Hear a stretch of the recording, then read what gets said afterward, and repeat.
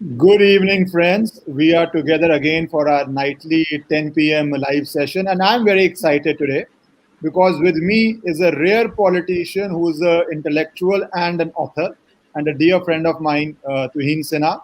And also with me today is Clark Prasad, who is a pharmacist, then is from IIM, and is now an author. So I think between the two of them, they have straddled all fields, and you need to straddle all fields to talk about the all-encompassing national security threat that India is facing from various points. So those of you joining for the first time, please subscribe to the channel so that you join at 10 p.m. live every day and some other videos during the day that I do during the lockdown. So let me welcome Tuhin and Clark. So this is your first book together? Yeah, this is our first book together. Obviously, I have been writing from 2006 when the first book was out. In fact, the last book of mine was 3 years ago in 2018, and that was a book around the Kashmir issue. But obviously, it was peppered with a very beautiful relationship story. The interesting part was that that book had predicted the abrogation of Article 370 and 335A, which actually happened much before time, thanks to our very dynamic leadership. So post that, I was all the more buoyed and all the more excited to work upon a story on national security. Because honestly, if you ask me, a country like India has always been under, some sort of a threat, whether it has been the threat of demographic tampering or otherwise right from the stage of inception in 1947. Now, the challenge over here is that obviously the means of warfare has changed. So while we were working on a book on conventional warfare, conventional terrorism, conventional national security threat, that is when the pandemic broke out. And the nature of the pandemic is such that every month probably you see a new mutant or some very unusual ways in which it impacts the population. I think that is when we decided to restructure or to change the original story and to weave in the bio-warfare angle to make it more pertinent and to make it more hard-hitting. But the good part is that apart from the bio-warfare bit, which a lot of defense personnel, which a lot of medical professionals have focused on, the book slightly goes beyond that.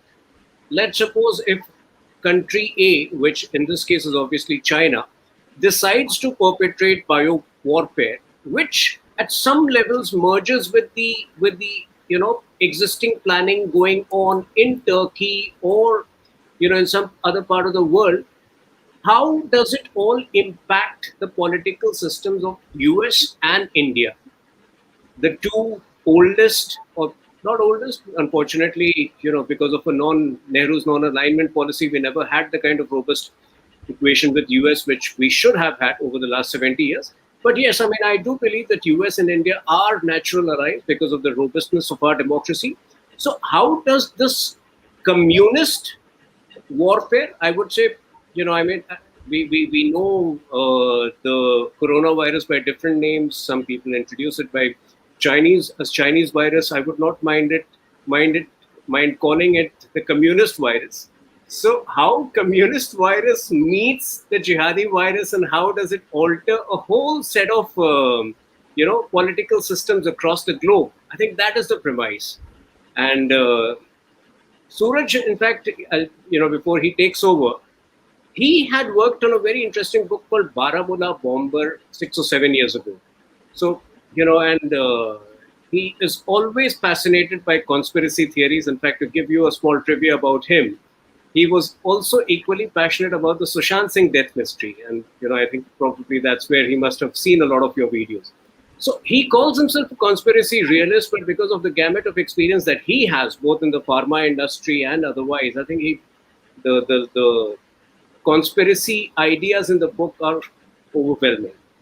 Before I come to you, a lot of people are asking, they are admiring the book cover. I do not like to get credit for things which are not mine. I just use their book cover as a thumbnail. So please give compliments to their team, which put in the effort in designing the book cover. And can you please show your book so that people can buy? You must plug it, and you must plug it very hard.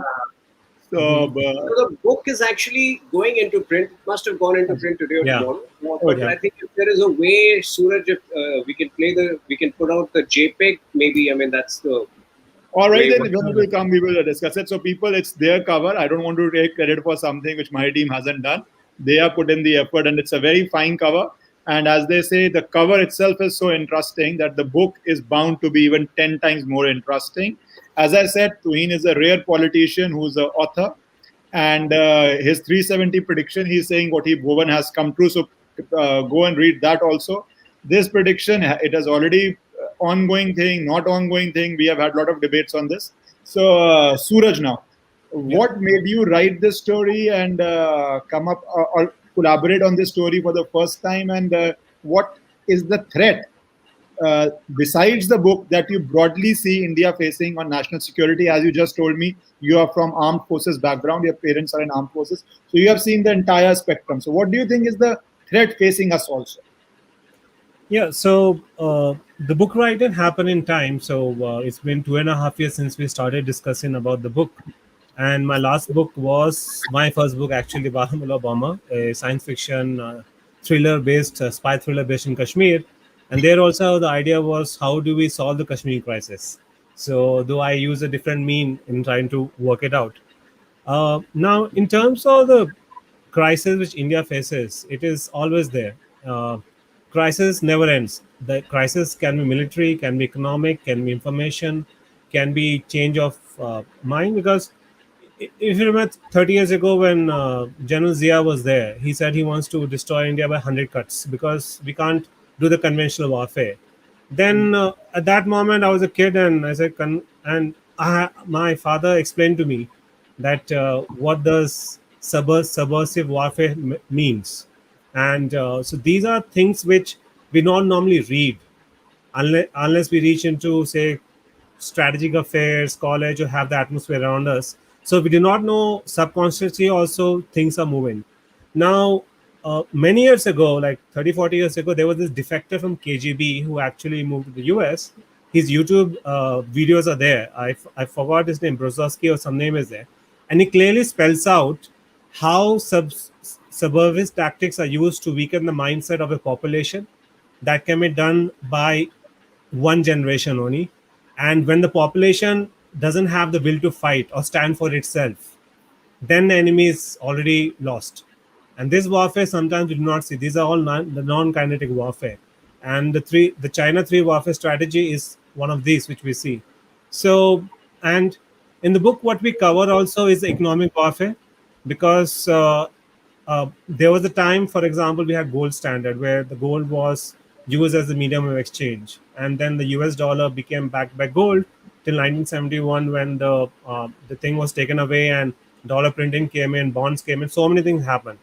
Now, what if China's aim is actually to become the world reserve currency? Then what happens? Uh, we also look into central bank digital currency. We have a bit of Bitcoin, Satoshi So you have Nakamoto gone into cryptocurrency. cryptocurrency also. So so when we started the book in 2018, discussion it and started writing it, we had some elements of chemical biological warfare, and towards the end of 2019 December, there was some news from China coming around the virus, and then we just discussed what if this actually pandemic breaks up in the open. Let's read that in a story. So when the first draft got over, we did have it, those details, and as the things moved in the next couple of months, we just brought in a little more relevance to the current. But so the dangers, to summarize, is there. We should not see the danger just at the border. The dangers are everywhere. And there's an old Latin phrase, "sis vis pacem para bellum." Uh, if you want peace, prepare for war. And we want peace. So we should be strong financially, motivationally, economically, by power and structure also, and everything. Any great civilization which has fallen down, whether Roman civilization, Carthage, the Greek civilization, they all went in the height of knowledge, sharing, great thinkers. The military power became very strong, then extra spending happened, fell down. Look at the Soviet Empire, it fell down. And when you look at Pakistan and India, the fighting which is whatever the tension is there, if India outspends Pakistan by defense, Pakistan will go the Soviet Union way. So the only way which we try to say we want people to read this book understand it, and discuss, because discourse and freedom of speech is very important. If we do not discuss, we will not form an opinion, and we should each have an independent opinion and not a collective opinion, because a strong individual lead to a strong thinkers. So that's it. See, Suraj, what you say about the mindset is very interesting because the art of war says the Chinese doctrine, one of the Chinese doctrines of military, Yeah. that says the talent is winning a battle without fighting. So you Hmm. destroy the enemy without fighting. If you fight, you lose yourself also. So Yeah. bio war is basically winning the battle without fighting. But Yeah. and I will come to the bio and information war. But one interesting thing, I will slightly disagree with you that Pakistan will not go bankrupt if it tries to compete with India. The Soviet Union US example won't apply because Pakistan is already bankrupt and they're a client state of China. So their Yeah. big daddy is doing the military spending for them and they won't go bankrupt. While I'm a nationalist, but we have to be hard on assessment. Our spending on military will have to compete with China, and we may be on a Yeah. weaker footing if our economy isn't strong. So I don't Yeah. think so. That China It thing. is. It is, and a lot of spending has to be done in technology and upgradation of the army, of the systems and all, because the new warfare is different. Like when President Trump announced the space force, many people made fun of it. But now, if you see, it's a new arm, and it's the battles can be fought in space. The satellite is taken down, the power grid is taken down, everything is there. So we have to be very open and all. So So, Tuhin, what do you think is the biggest threat? Economic, information, bio, traditional military, or you think it's total war? Everything will come together like a tsunami at one go. So, what is your view on that? Because everything coming together means it's a pretty much an open war then. I would say 73 years ago, 73 years ago when India was formed, the very fact that India has held on different parts of India, whether it is the northeast, I think hmm. that is giving a lot of bad blood to our neighbors, number one, and to the larger forces. Because I mean, the kind of diversity which we have, and the kind Hmm. of pluralism that we have, and which bind it together, which are spiritual strength, which may many Andolan Jeevis may not agree with, but that spiritual strength, the way it has bound us together from the north to the south to the northeast. So the whole idea of India has been under threat for a long time. So when you talk about these means, it is the means which may have changed. Obviously, when a supposedly responsible politician comes out at the end of an AICC meeting in Hmm. August 2019, and the purpose of that meeting was to appoint a fresh president for his party, and when he does not succeed in it, he peddles brazen falsehood that there has been bloodshed in Kashmir. That falsehood is picked up by Pakistan, taken up at UN, and used as a means to defame India. So whether that politician was complicit or not, fact is that today information or misinformation war is the biggest means of destruction which one can come across. But that misinformation has to be supplemented by a larger, bio warfare or an arms struggle, which has, bio warfare is probably something new, but the constant arms struggle has been happening over the years. So I think probably the means has changed. Information, yes. I mean, misinformation can be a big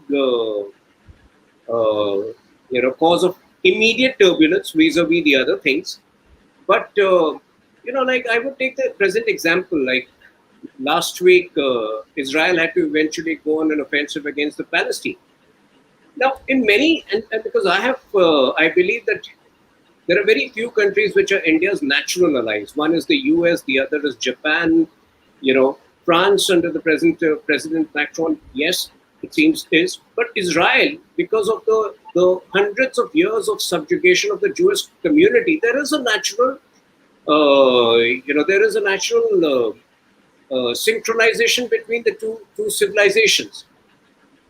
Now, the point is, both of these countries geographically, whether it is India or Israel, are surrounded by unfriendly neighbors who at some point of time would pull the trigger, who at some point of time would utilize or exploit the geopolitical situation to work against you. So the similarity probably ends over there because Israel is a tiny country, India is huge, and that is what makes India's challenges all the more Yeah. humongous, all the more enormous. Because when you have to take different breeds of politicians along, unlike the tiny country of Israel, where by the way 25% of the population is Muslims apart from Jews, if you look at it, they stood by there by the prime minister. Unfortunately, that does not happen in India. I'm not saying that I am not I can't comment on whether the opposition is intentionally compromised. But yes, I mean, there are certain sections of our population, there are certain sections of our political system which have actually aided the enemies of the state subconsciously or otherwise in making India a very soft target of terror. Tuhin, I will take the next question to you, Suraj. I'll tell you why. Because you are a friend, but you are also a BJP politician. So, Suraj, I think you are not a politician, right? Or are you No, also a politician? Okay, then I'll take this. I'm a centralist. So, but Yes, yes. That's why I said I will not take this question to him because is India doing enough in Israel, or are we falling between the two stools? Because the president, Israel's recent statements thank everybody, which has openly supported them, and very conspicuously doesn't thank India. And also at UN, whether we like it or not, it was a jalebi statement.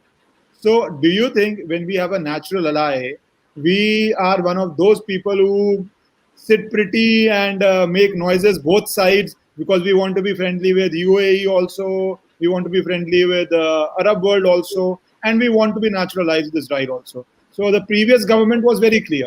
Congress government, their priority was the Arab world. They didn't make any bones about it, and that was the Nehruvian consensus. It wasn't shattered in '98. In fact, PV Narasimha Rao improved the relationship, and Dr. Swamy was involved in that. But is this government choosing sides? Is it the or not choosing sides, and is it the right strategy to choose side or not choose sides? As a centrist, please answer that. so this question is to me, correct? Yeah. I'm not asking BJP this. See, diplomacy is a fine art of balancing, and there are different elements and different society and cultures around. So there is a need to balance things plus and minus, and there's always pros and cons. Israel has a right to defend itself, okay, and against, and any country has, against terrorism has a right to defend itself.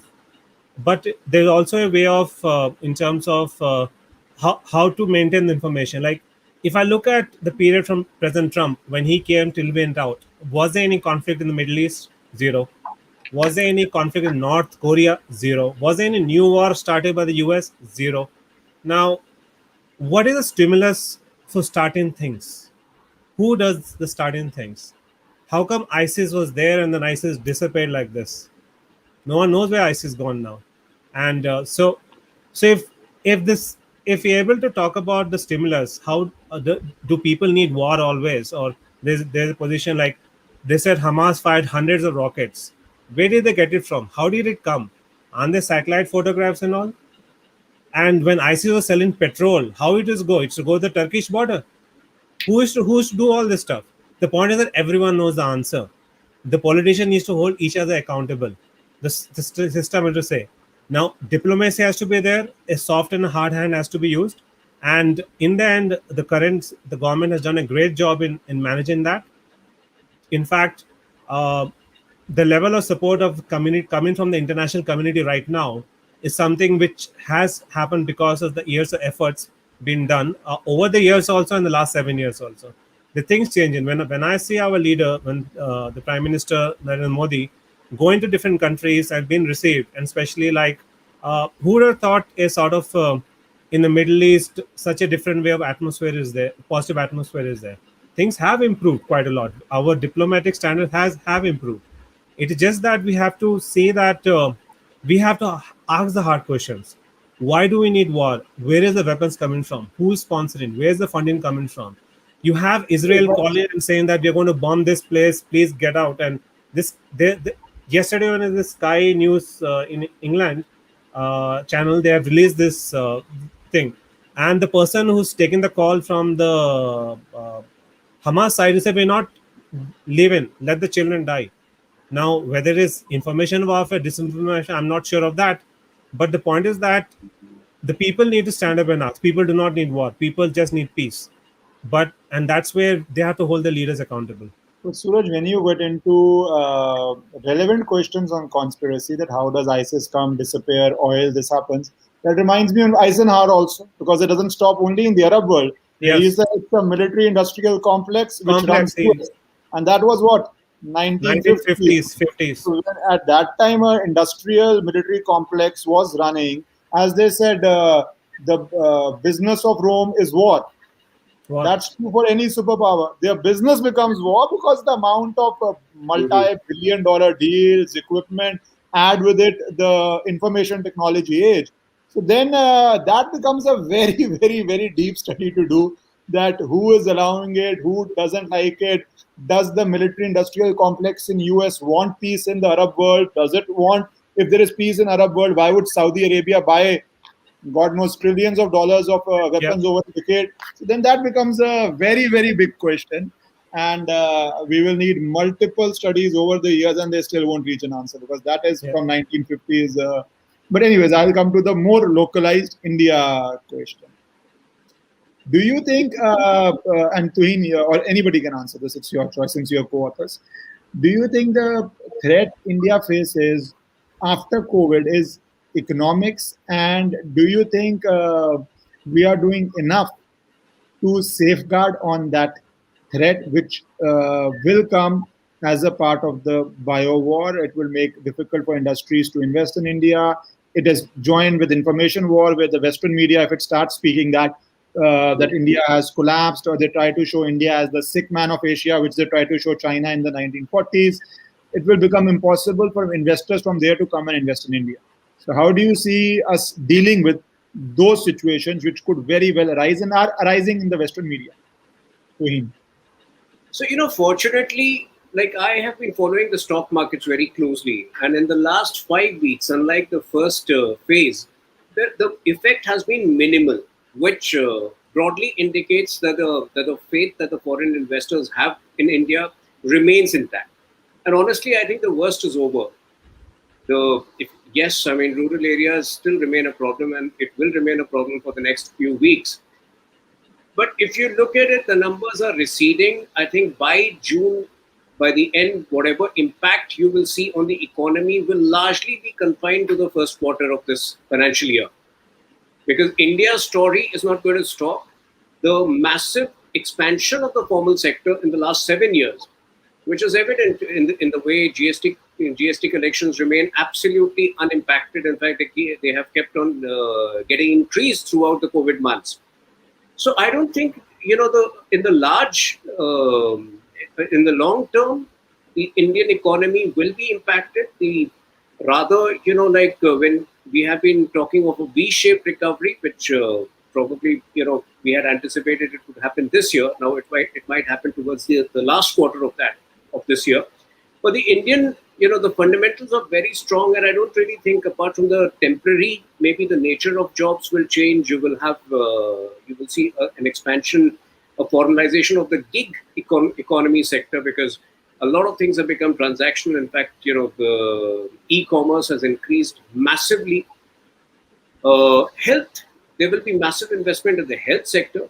So I think maybe the sectoral investments or the amount of focus which will go into different sectors will change. But the fundamentals of the economy per se at this point remain very strong. I don't think it will have a long-term effect on the economy. Yeah. So, please add on. You want to add something? Yeah, I just want to add in terms of the economy point, one of the main strength of India is the intellectual capacity and capability, and in terms of how people from small towns, medium towns, everyone try to find new solutions and all. If you see, we are very strong in agriculture. We are not dependent on food imports. We have a very, very strong base, and that keeps on in. Look at the iron ore, steel, silver, copper, zinc, Hindustan zinc, Hindustan copper. We have those the private enterprise and the government enterprise working together. Big businesses are there, and from scratch they have started. And the startup, one of the things which I definitely would like to see is the startup economy booming. if so many Silicon Valley in the US Silicon Valley, we have so many Indians who start and do a lot of good jobs there. Why can't we have some big startup out here? China has developed a startup by banning Facebook, Google, Baidu, everything and all. We have not done that. We have let the competition come in. We let because and the discovery of knowledge and discovery of price to be there, and this is the way to move ahead. So the danger is not from the economy is going to come back, but if the mood of the nation is down, that can be a danger. That is a threat, because if you bring down the spirit of a nation, that's where the problem comes in, where we don't want to fight back, but we have to keep ourselves, hold ourselves, each other. The community is bonding together. People who I do not know in the neighborhood also, we're talking, we're caring for each other, and that is our strength, to know who we are. You have touched a point which I think is a raw nerve of mine. Let's talk about the biggest social medias in the world: Facebook, YouTube, Twitter. Very small, but it's a political monopoly because you can read. It's built like that. Twitter, what is it? Instagram, Snapchat, right? None of them are cutting edge technology. Let's be very honest. There were some good ideas before that. We had Orkut. Facebook was a slightly better idea. WhatsApp, but none of these are cutting edge technologies. Then China has its own system, as you said, it banned Facebook, etc. So it has its own system. Whether TikTok is Chinese or it's controlled by Chinese in US, etc., etc. All, and must be many other in China, right? So where with having a extremely young population, the cheapest internet rates in the world, why don't we have our own social media networks? And why is this colossal failure? And on this, I squarely blame every government, including the current government. Why this colossal failure has happened, that we have not managed to have our own social media, which we can take abroad. Yeah. What so in this, so I want to say think optimistically. Things are changing because every time we need a wake up call. There was a news recently, just a couple of days back, or today only, I believe, that we would need to have an international channel to speak India point of view. Now, everything needs a starting point. Now, we think that the lockdown has impacted things badly, but we have people now move to tier 2, tier 3 towns, and they're working from there.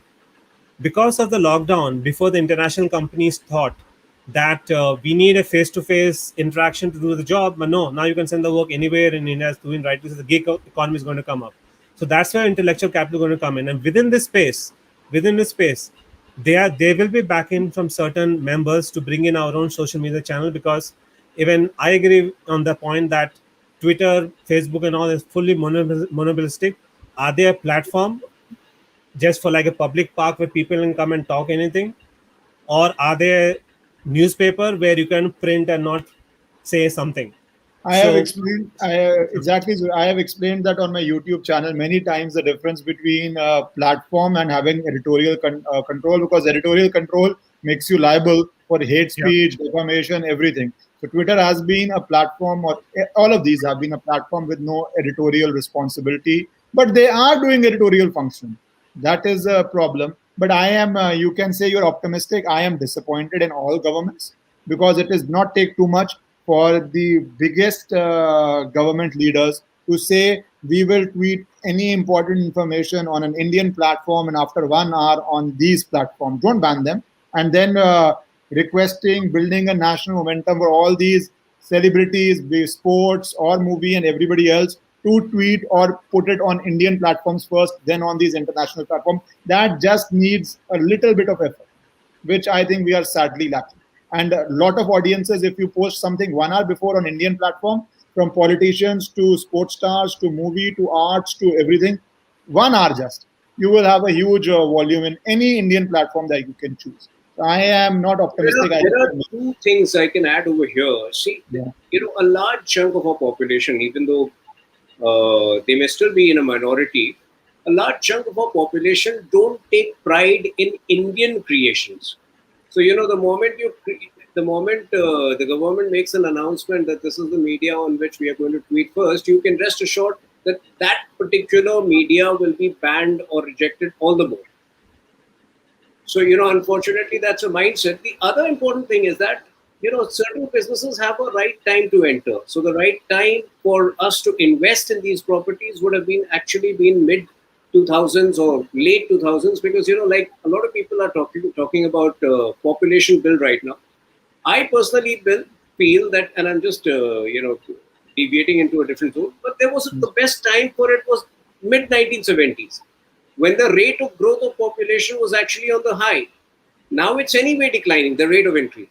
So similarly, I think somewhere around 2000, between 2005 to 2009, 10 was the best time to invest in it. Today there is a massive clutter. Yes, I mean you can still break in with the cut of the edge technology, but then to start with sluggish technology, if you're not the best from day one, you might just lose out completely, because people unfortunately are very restless today. They don't have the time. That is why I added, no, that with the billions of dollars of advantage that these companies have, you will need to have government either banning them, which you can't, you are not China, or severely restricting them, which again you cannot, because it will be assault on democracy, blah, blah, blah, blah, blah. I am saying this as a person who has a reasonable following on various platforms. I would be one of the sufferers if the government does, because I will have to go to a new platform. I don't know, people will come there, not come there. I'll be a sufferer, right? I have reasonable following on across platforms. But even then, that is why, because we are so far behind, because I take your point, because we did not invest in 10 to 14 time, or whatever was the relevant time of pickup, that is why we need the state aid. That is the reason. Otherwise, we can never catch up with the revenues these people have of, I don't know, trillion-dollar companies and money figures which seem like, a comic book. So anyways, let me just focus back on the topic, on the security aspects, and on a little bit on the biowar. I do not think, for one, a lot of people think biowar is a new thing. I don't think so. It's a new thing. We have always had armies which were poisoning wells of civilians and citizens. It's just that we had 50, 70 years of Geneva Convention, this and that, and we have broadly forgotten that. But we have always had that. So do you think we are now in the era where we have to believe the worst case scenario and prepare as if we are in biowar, and does that start a bio weapons race for every country to defend itself? I think say okay. Let me speak from the independent point of view. What I think. So, I believe many of the powerful countries has strong military army do have some, even though they have signatories, they will have some know-how, either how to do it or how to stop it. So either the prevention or something. So no powerful country with a strong vision will just try to abandon it. Biowar, chemical warfare was used in First World War. Even Hitler had got blinded for a few days because of those gases and all. And all the nations signed a treaty that this will not be used in the conventional warfare. And because of this reason, the signatories came in. No one did experimentations, and all the stuff happened. Now some countries may have potentially carried on doing it, and that's where the reason came in of whether the Wuhan lab is conducting certain tests, which is off, or how the funding has come in, and all the stuff is there. So biowarfare, no one is going to say openly, like Israel says they do not have nuclear weapons as an official statement now, but some estimates there are 100 nuclear weapons already there. So we have to wait and see in terms of what the future is. But again, it's the people, if they hold the leaders accountable and the leaders stick together to a point that no, we will not go in this route. But if faced with the threat of biowarfare, I think the League of Democracies will stand up for themselves and fight this biowarfare. That's my thinking independently. I mean, yeah, sorry, I started before you. No, that's perfectly all right. In fact, let me ask you on the fake. Towards the end, I want to just ask on the fake information warfare, because that affects everybody. See, bio or military is the governmental decisions. A common citizen cannot. TUHIN is also a spokesperson for BJP, and you deal with fake news. So I am not talking BJP Congress here. Any fake news. What would your idea be? What should a citizen do? Because you have flooded with all sorts of information. Now, from an era of lack of information, we are in an era of drowning in information. So okay, let's forget people. What do you do when you get 20 pieces of information, none of them from official sources? How does a citizen deal with the divulge of the torrential rain of information, and how does one separate fake news from real news? Because that has an if you ask me, a lot of problems today are creation of the nature of social media we live in. You can call it a professional hazard of being on social media, because honestly, like with all my exposure to on television, on social media, I have less than 8,000 followers on Twitter. The reason is I don't post anything without me being convinced that it is entirely true. The reason is I don't react to people, so it's my agenda. So I was, in the evening only, I was on another show where the topic was different. The anchor was telling me, why is it that all the CMs today are protesting against, they have an issue with the government. So I said, you should draw your lessons from Naveen Patnaik. He's not a Vasuli. You will not sing praises of him because he's not into Vasuli. You will not sing praises because he's not into self-promotion.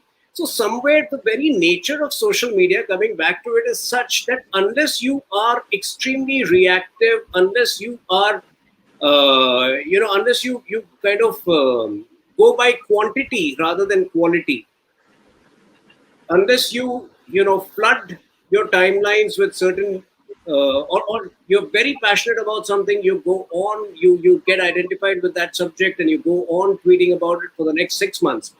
And when you do that, many a times people are not discerning enough, people are not honest enough, or they don't have the integrity to really find out whether they are actually just posting the truth, or it is semi-truth, post-truth, or like you find nowadays, there are many fact-checking channels which are the biggest peddlers of fake news. Yeah. So, unfortunately, it's like, on social media, you can't be too honest, you can't be too straight, because eventually, if you don't have too many numbers, you're not in a position to impact the narrative. So I think the very nature of it leads itself to semi-truths. As long as you can manage to get your message across, you don't entirely need to be honest. That's my reading of the situation, and that impacts the larger narrative. No, but I would slightly differ from you here. I would say that a lot of platforms, I think the solution to that is people will pick, like we are doing a nice discussion on YouTube, right? And we are having a nice family on YouTube, Hindi, English, both. Some people are saying I don't speak on Hindi enough. I was focusing on English in this lockdown. I'll get back to Hindi in a few days, I promise you. The thing is, I think people will have to choose people whom they trust and people whom they believe, and that would come, maybe it is a cyclic thing, but that belief and trust of people will come because they would see that you are speaking sense. It is the long haul, and I think these platforms, because any regulation, I'm not very pro it, and because you will never be able to define fake news. 2011 Congress would define it very differently than 2019 BJP defining it, and the Kerala government will define it very differently than a Madhya Pradesh government, and we will just spend our time in courts and in that mess. So you can't define it, and the only way to counter it, I think, is to have reasoned discussion, and people will slowly start following people whom they agree with, trust, or believe.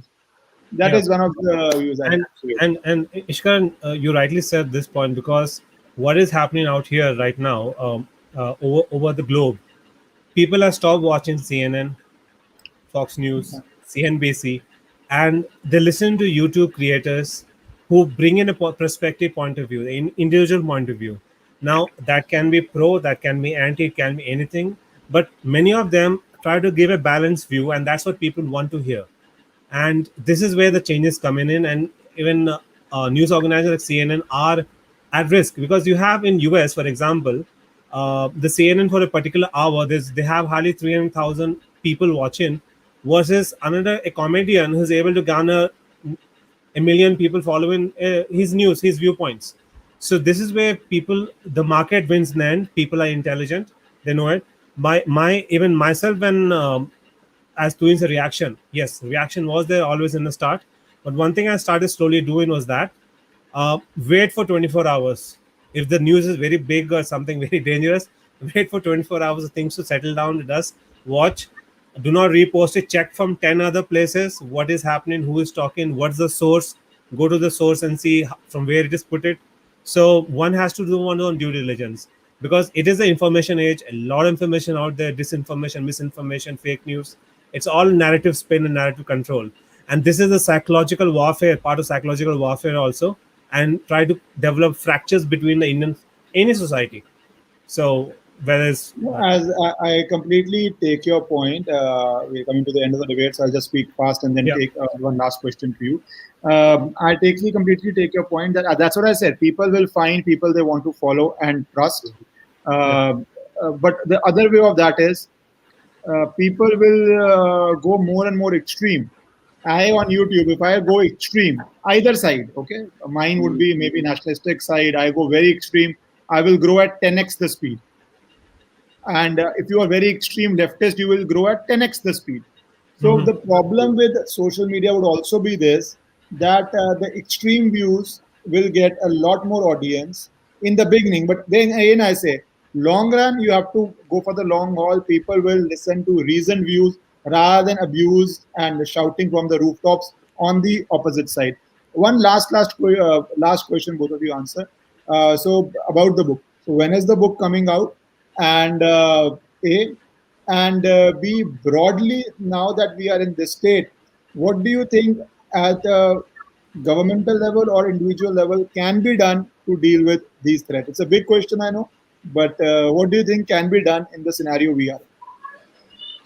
So the book will be out next month towards the end of June. It's already up for pre-orders. So I would request everybody watching the Yeah. show, everybody on social media, to just visit the Amazon page. And the moment you type mission, the moment you type my Can name, you or just type it here, or anybody can? So, how do you go it so that people can? so you can type my name, and obviously all my books are under one page.